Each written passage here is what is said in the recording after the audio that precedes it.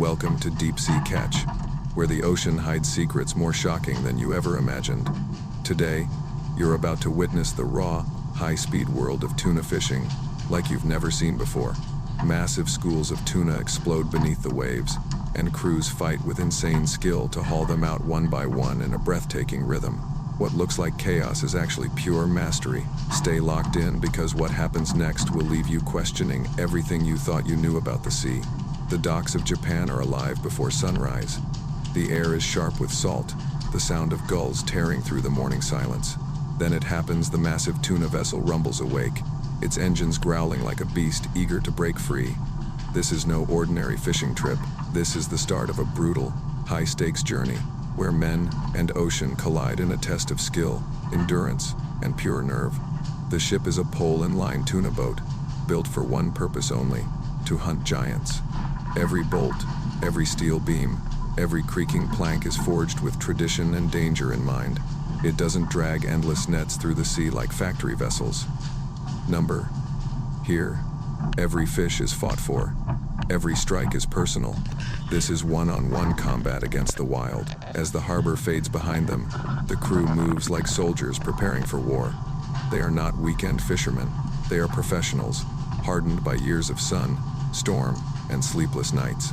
Each man has a role, the helmsman reading the sea like a book, the deckhands checking the gear, the younger crew nervously rehearsing their moves.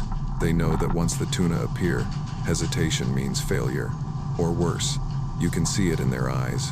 Discipline, but also fire. They laugh, they smoke, they shout orders across the deck, yet beneath the noise is an unspoken truth. They are sailing straight into chaos. The pole and line method is the purest, most relentless way to catch tuna. No machines will save them, only muscle, speed, and timing.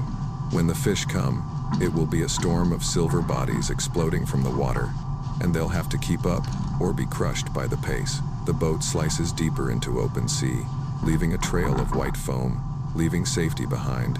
The land shrinks to a memory. Ahead lies only blue horizon, endless and merciless. Somewhere out there, massive yellowfin tuna are waiting, moving like shadows in the deep. And this crew, this band of relentless hunters, will not return empty-handed. The journey has begun. The question is not if they'll find the fish. The question is, when they do, will you be ready to see what happens next?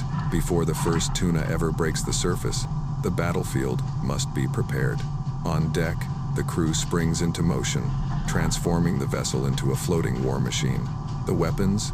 Not harpoons, not long nets, but something far more primal: living bait. The air fills with the frantic splash of thousands of small fish, sardines, and anchovies. Silver flashes caught in buckets, barrels, and tanks. These little lives are the key to luring giants. Without them, the hunt is nothing. The men move fast, scooping, pouring, and checking the tanks that keep the bait alive. Each container is more than water. It's a lifeline, a fragile ecosystem that must stay perfect in the heat of battle. Then come the hoses, powerful streams blasting arcs of seawater across the deck. To an outsider, it looks chaotic, reckless even, but there's a sinister genius at work. The jets churn the surface into a foaming frenzy, imitating the chaos of a feeding frenzy. To a tuna's mind, it is irresistible, the signal that prey is panicking, that the time to strike has come. The deck becomes slick, wild, alive with energy. Every detail is calculated. The bait must shimmer, twitch, fight against the current. Dead bait is useless, only the living can trigger the instincts of the predators they seek.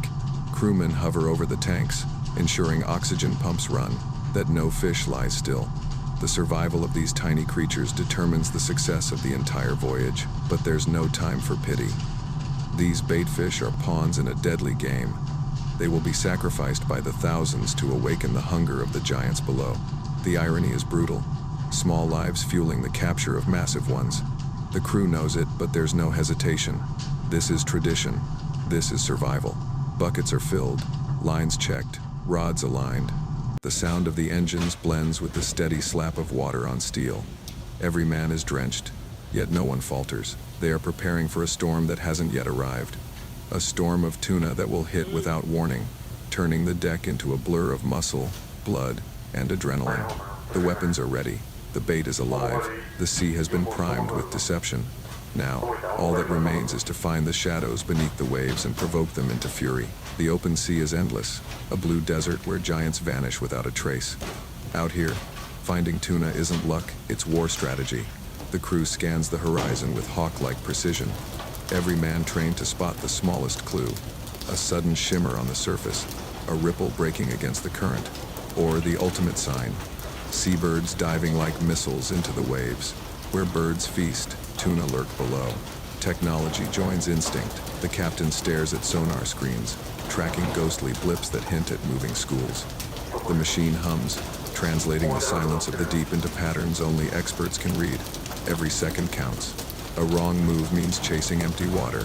A right one means colliding head-on with hundreds of yellowfin, each capable of exploding into a fight like no other. And then it happens. A flicker, a disturbance on the horizon. The deck erupts in shouts. As the crew points skyward, flocks of birds swirl violently above a boiling patch of sea. The captain veers the vessel hard.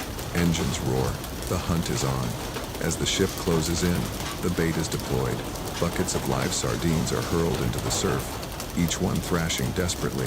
At the same time, hoses blast torrents of seawater, frothing the surface into chaos.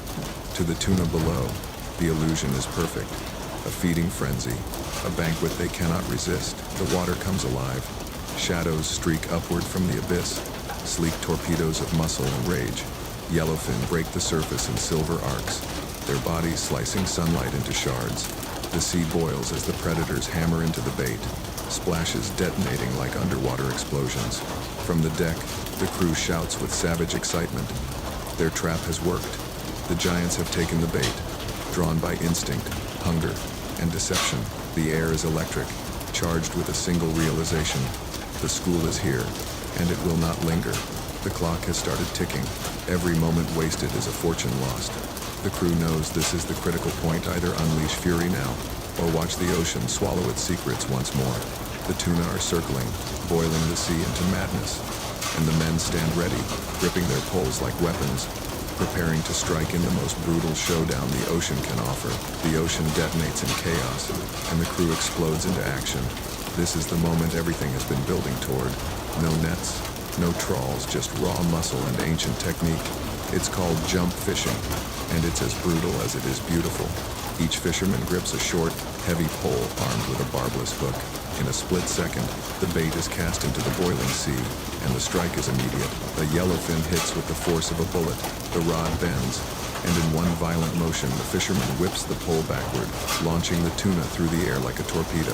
The fish slams onto the deck, thrashing wildly, only to be swept aside as the line is already diving back for the next kill. The pace is inhuman. Dozens of men work in perfect rhythm, each motion precise, relentless. Cast, hook, rip, fling. Again and again, the deck becomes a blur of silver bodies flying like missiles, raining down in a deadly storm. Within seconds, one fisherman can land 5, 10, even 20 fish. The noise is deafening, engines roaring, water hissing, tuna slapping steel with bone-shaking force, and men shouting in battle cries. There is no pause, no hesitation. The crew works shoulder to shoulder, every movement choreographed in the chaos. A slip could mean disaster. A flailing tuna weighing hundreds of pounds can shatter bone. Yet the men move with surgical precision, hardened by years of repetition. They are warriors locked in combat, and the enemy comes in waves. From above, it looks unreal, fish arcing through the air like silver lightning, crashing onto the deck in a blur. From below, the tuna see only frenzy, a fatal illusion crafted by bait and foam. Their instincts betray them. They charge, they strike, and they fall, one after another, victims of the oldest trick in the ocean. Minutes feel like seconds. The boat rocks under the sheer weight of the catch. Every man is soaked, arms burning, lungs heaving, but the rhythm never breaks. This is efficiency at its most savage. Hundreds of pounds of living fury lifted from the sea in the blink of an eye. This is not fishing. This is war. And on this battlefield, there is only one rule: strike fast, or be swallowed by the storm. The battle may be over for each tuna the moment it hits the deck, but the war for quality begins instantly. Time is the enemy now. On a pole and line vessel, every second after a fish is landed determines its value. Move too slowly, and hundreds of pounds of tuna flesh spoil in the heat. Move fast, and the fish transforms into gold. The deck explodes with controlled chaos. Men seize thrashing tuna with steel hooks, dragging them into rows. In one swift motion, hooks are ripped free, bait stripped off, and the pole is already back in the fight. Meanwhile, others descend on the fresh catch with merciless efficiency. The tuna's gills are cut, blood gushing across the steel floor in crimson rivers. It looks savage because it is, but this bloodletting is vital. It drains heat, purifies flesh, and preserves flavor for the markets of Tokyo, New York, and beyond. Buckets of seawater are hurled over the carcasses, washing away the gore, cooling the bodies. Crewmen heave the heavy fish into massive ice-filled holds. The sound is unforgettable, hundreds of pounds of tuna slamming into frosted steel, hiss of ice melting on warm skin, men grunting under impossible weight. Every motion is a race against decay. On some vessels, the work goes deeper, stomachs slit, organs removed, flesh rinsed until it gleams. In minutes, what was once a roaring beast of the deep becomes a pristine block of prime sashimi-grade meat. Frozen instantly, its fate is sealed. The journey from ocean battlefield to high-end sushi counter has begun. But the brutality is only part of the spectacle. What shocks most outsiders is the sheer speed. A tuna can hit the deck, be bled, washed, and iced in less than 60 seconds. The crew has no choice. With hundreds of fish landing every hour, hesitation is death for the product, and death for the voyage's profit. The deck is slippery, red-stained, alive with the stench of iron and salt. Yet beneath the carnage lies precision, decades of practice honed into ritual. For these men, there is no pause to admire the beauty of the catch. Each tuna is another victory, another paycheck, another step in a relentless machine of survival. The ocean gave them giants. Now, the crew must transform them into treasure before the sea takes it all back. For the men aboard this vessel, life is not measured in days or hours. It is measured in catches, in storms survived, in the number of nights spent awake on a heaving deck. Out here, time loses meaning. The sun scorches by day, the wind freezes by night, and the ocean never, ever sleeps. Neither do the men. Fishing for tuna is not a job, it's a punishment and a privilege all at once. Shifts stretch endlessly, sometimes 20 hours or more, broken only by short bursts of rest snatched on damp bunks that rock with the waves. Meals are rushed, eaten with salt water still dripping from their faces, hands still burning from rope burns and blisters. Fatigue is constant, but quitting? Impossible. The fish won't wait, and neither will the sea. Every veteran on board carries scars both on their skin and in their memory. They know when to push, when to hold, when a storm is about to break. Experience here is survival. That's why the young crewmen, wide-eyed and raw, cling to every order barked by the old guard. Mistakes are not forgiven. One slip on a blood-slicked deck can mean a broken body, or worse, vanishing into the abyss below. The training is merciless. Veterans don't teach with gentle words, they teach with hard glares, shouted commands, and sometimes a brutal shove in the right direction. It looks harsh, but out here, softness kills. Every new fisherman must learn to move fast, to endure pain, to ignore exhaustion. Only then do they earn respect. Only then do they become part of the brotherhood that keeps the vessel alive. And make no mistake, it is a brotherhood. They curse, they fight, they bleed together. But when a wave slams the deck, when a storm tears the horizon, when a man slips and nearly goes overboard, every hand grabs, every voice roars, every life is defended as one. Bonds forged in salt and suffering are stronger than steel. Life at sea is unforgiving, brutal, and often invisible to the world beyond the shore. Yet without these men, the markets would be empty, the sushi bars silent. They are the unseen gladiators of the deep, living on borrowed sleep and endless willpower. And for them, tomorrow promises only one thing, another battle with the sea. As the sun sinks low over the Pacific, the ship is heavy with victory. The holds below are packed with gleaming yellowfin, each one a testament to hours of relentless combat.